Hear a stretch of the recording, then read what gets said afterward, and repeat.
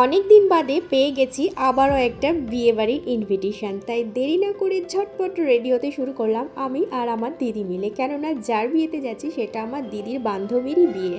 এবছরের সর্বশ্রেষ্ঠ শীত মনে হয় এই আজকের দিনেই পড়েছে। আজকে 10ই ডিসেম্বর, বহু মানুষেরই বিয়ে।